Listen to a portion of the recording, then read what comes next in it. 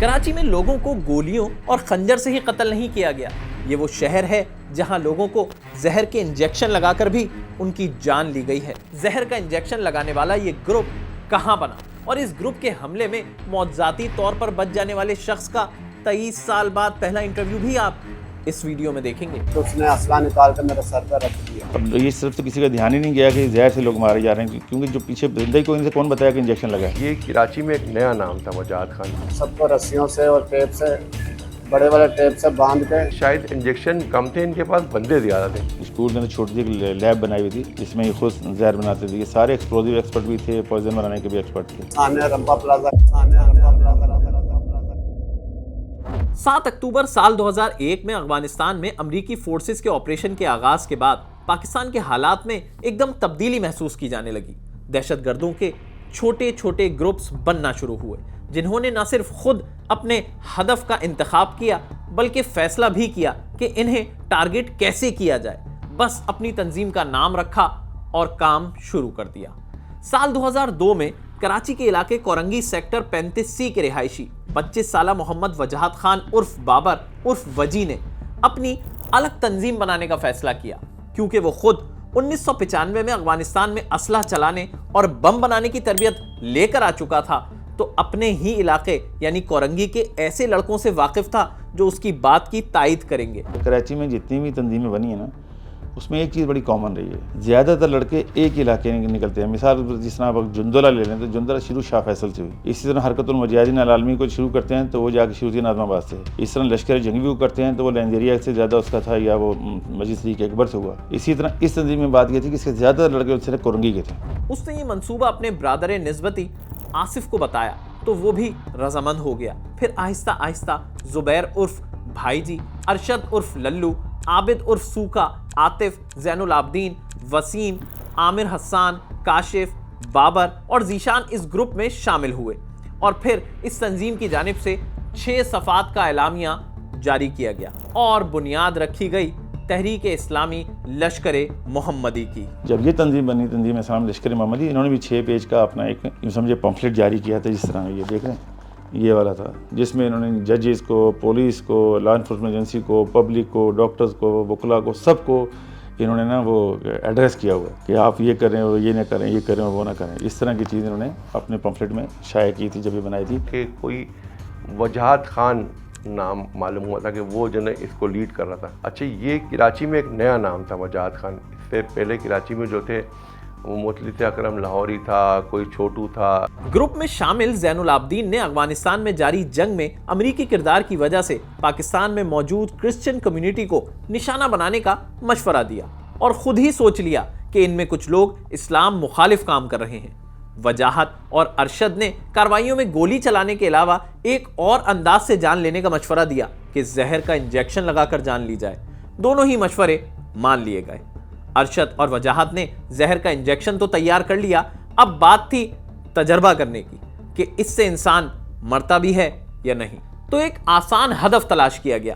Tibet centre के करीब first floor पर स्पेयर पार्ट्स का कारोबार करने वाला एवन एडविन। इस पूरे वाक़े की पूरी रिहर्सल की थी। एक बंदे को उन्होंने ये इंजेक्शन लगाया है, 5 यानी कि वो मिनटों सेकंडों में वो बंदा मर गया और उस वारदात को डकैती का रंग दिया था। उनकी शॉप पे ये गए, उसको जाके उन्होंने हैंड्स अप कराया और जाके उनसे ना इंटरव्यू किया कि भाई बताओ तुम्हारे यहाँ लोग कहाँ पर जो बैठते हैं, काम करते हैं। तो वो एक कारोबारी बंदा था, थोड़ा बहुत था, ठीक है, वो क्रिश्चियन से, तो उसको इन्होंने क्या किया, टारगेट कर दिया, उनको मर्डर कर दिया उनका। उससे जो मालूमात मिली तो उसके बाद इन्होंने जाके अपनी प्लानिंग करने के बाद इन्होंने डिसाइड किया कि ये रिम्पा प्लाजा में भी इस तरह की एक है ऑफिस, वहाँ पर इस तरह के लोग बैठते हैं, क्रिश्चियन वगैरह। अब इस ग्रुप ने कराची में कुछ बड़ा प्लान किया जिससे उस वक्त के तमाम पुलिस अफसरान यहाँ तक के आम शहरियों को भी हैरत और खौफ में मुब्तला कर दिया।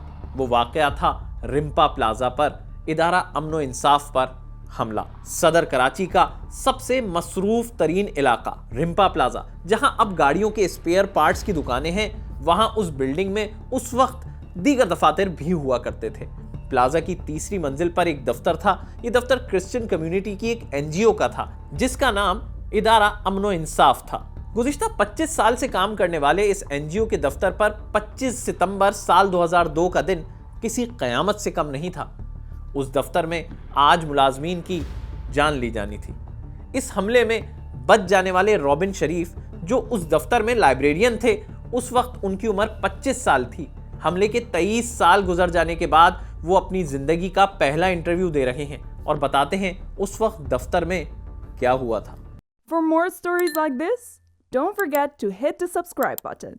सुबह 9 बजे तमाम स्टाफ ऑफिस में मौजूद था। एक बंदा आया, मुझे कहने लगा उसने बड़ी सी टी शर्ट पहनी हुई थी, मतलब जीन्स की पैंट थी, उसके ऊपर बड़ी सी टी शर्ट। तो मुझे कहा मैंने अस्लम मार्टन से मिला। मैंने कहा अस्लम मार्टन साहब, चुका हम ऑफिस वर्कर थे, वो फील्ड वर्कर थे, वो आते थे 10:30 के बाद। मैंने कहा था वो आ जाएंगे 10:30 के बाद। उस बंदे ने कहा मैं वेट कर लूँ। मैंने कहा सामने बैठ जाओ। वो बंदा मेरे जो हमारे वो विजिटर सिटिंग है वो सामने बैठ गया। उसके बाद वो बंदा हमारा वो ऑफिस बॉय है रॉबिन पीरा देता, वो मेरे पास आकर खड़ा रहा। वो बंदा खड़ा होगा ना, उसके सर पे उसने गन रख दी रॉबिन के सर पे। मुझे कहा अगर शोर करोगे मैं इसको मार दूंगा। मैंने कहा क्या चाहते हो? कहता कुछ नहीं कर रहा, हम खामोशी से, बस खामोश रहो। वो बंदा थोड़ा दरवाजे की तरफ गया, उसने दरवाज़ा खोला, हमारा लॉक था, डोर जो लॉक था। तो 3 और अंदर आए, एक हमारे सर पे खड़ा रहा, 3 अंदर चले गए, 4 हो गए बल्ले। तो थोड़ी देर में अस्लम मार्टन जी आ गए, उसको भी खींच के अंदर ले गए। शरीर थे, बार बार दिखा रहे थे कि अगर तुम बताओगे नहीं कि कहाँ पर फाइलें हैं, कहाँ पर हमारा रिकॉर्ड है। तो उन्होंने वहाँ पे लोगों को गोलियां मारने से पहले इंजेक्शन भी लगाए थे। इंजेक्शन भी लगाए। पहले उन्होंने मुझे मारा। क्या मारा? गन मारी, पिस्टल मारा, गोली मारी, यहाँ से लगी। आप जख्मी हो गए? हाँ, मतलब आवाज़ नहीं, सिर्फ ठक हुआ, गोली निकली। मैं खड़ा रहा, मैं एक ने फिर आ गए, फिर मारी, फिर मैं गिर गया। उस वक्त स्पॉट पर डीआईजी कराची तारिक जमील का इंटरव्यू करते हुए नजर आने वाले सीनियर रिपोर्टर राव इमरान से भी हमने राब्ता किया है। इदारे अमन इंसाफ, majority of the people working here are Christians, but Muslims are also working in this organization. जो रॉबिन शरीफ जो हैं, ये तो मैं बोलता हूँ कि एक मौजूदा था जो बच गए, वरना इन्होंने तो कोई कसर छोड़ी नहीं थी। क्योंकि जिस तरह से एक बाथरूम तक में बंदा जो एक बंदा मिला था, उसको रस्सियों से बांधा हुआ था और मुंह पे उसके टेप लगा रखी थी। जिस तरह से इन्होंने कार्रवाई की थी ना, ये किसी बिल्कुल ऐसा पक्के निशानेबाज होते हैं, कोई गोली ज़ाया नहीं हुई, एक गोली ज़ाया नहीं हुई, एक सबके सर में गोलियां मारी उन्होंने। इस वारदात से पहले इस दफ्तर की 3 रोज तक रैकी भी की गई। दहशतगर्दों को यह अंदाजा था कि अंदर 3 से 4 मुलाजमीन होंगे, लेकिन वहां 8 लोग मौजूद थे। इन्होंने क्या किया जी, उनमें से लोगों को इंजेक्शन लगाना शुरू किए, जहर वाले कुर्सियों पे बांध के। अब वो 4 लोगों के लिए इंजेक्शन लेके आए थे, लेकिन वो तो 7-8 लोग हो गए। फिर उन्होंने क्या किया, उनको साइलेंसर वाले वेपन थे, उनको 7 लोगों का इन्होंने मर्डर किया। 8वां शख्स जो था वो इसमें ज़ख्मी हो गया और ये वहाँ से निकल गए।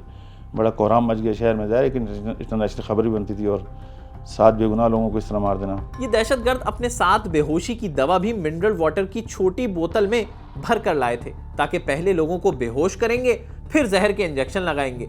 ये इतने शातिर थे कि इनके पास जो पिस्तौल मौजूद थी उस पर भी साइलेंसर लगे हुए थे। जब हम लोग वहाँ पहुँचे ना, तो हमें वहाँ जितने भी लोग थे, बिल्डिंग के भी लोग बता रहे थे कि वो सब हैरान थे कि कैसे हो गया, कब हो गया। क्योंकि वो जो है ना किसी ने कोई आवाज़ सुनाई दी, ना किसी ने कुछ गोलियां थी, ना दफ्तर से ऐसा लग रहा था कि सिर्फ दफ्तर से ये पता चल रहा था कि वहाँ पर जो ना वो जो है फर्श पे जो खून था ना, खून की पूरी एक नाली आ रही थी। ये उस ग्रुप की ऐसी कार्रवाई थी जिसने पूरी दुनिया को अपनी जानिब मुतवज्जे किया।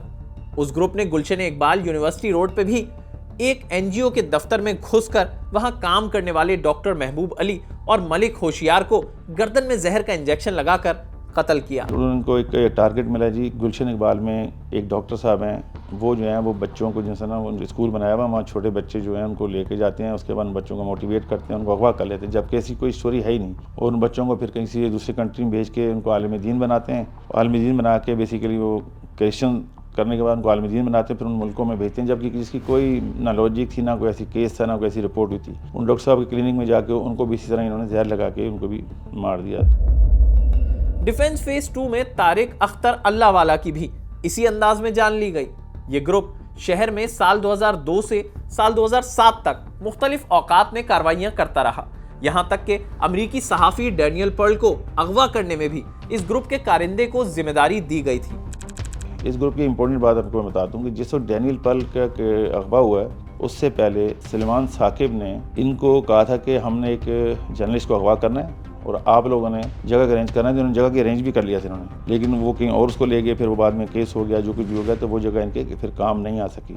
लेकिन फिर काउंटर टेररिज्म डिपार्टमेंट ने इस केस में अहम कामयाबी हासिल की और आतिफ, जुबैर और अरशद को गिरफ्तार कर लिया।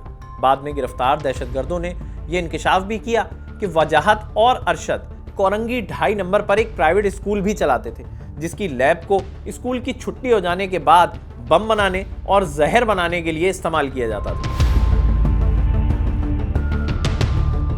जो लैब बनाई थी, बाद में हमने लैब रिकवर की, उसके अंदर बाकायदा ये, यानी आपको यूँ बताऊं कि इन्होंने ये भी इंकशाफ किया, अगर ये सिगरेट के जो हमारे फ़िल्टर होते हैं वो 100 सिगरेट के फ़िल्टर हों, उनको एक प्रोसेस के बाद उसमें से तकरीबन 1-2 ml का जहर बन जाता है, मतलब थोड़ा सा, वो इंजेक्शन भी अगर किसी को लगा दिया जाए तो 7 से 8 मिनट में डेथ हो सकती है। बाद में उन्होंने ये भी बताया कि कैसे जहर बनाने के अज्जा कोरंगी के एक स्टील पॉलिश करने वाले की दुकान से हासिल किए जाते थे। इस ग्रुप के कारिंदों की गिरफ्तारियों और शहर में कलअदम तंजीमों के खिलाफ ऑपरेशन के बाद इस ग्रुप की कार्रवाइयां तो शहर में रुक गई और बहुत से लोगों की जान बच गई, क्योंकि गिरफ्तार मुल्जिमान ने एक तवील फहरिस्त का भी जिक्र किया था। वो कहते थे कि जी पुलिस अफसर फारूक अवान, राजा उमर खिताब और दीगर अहम शख्सियात को भी इन्होंने निशाना बनाना था।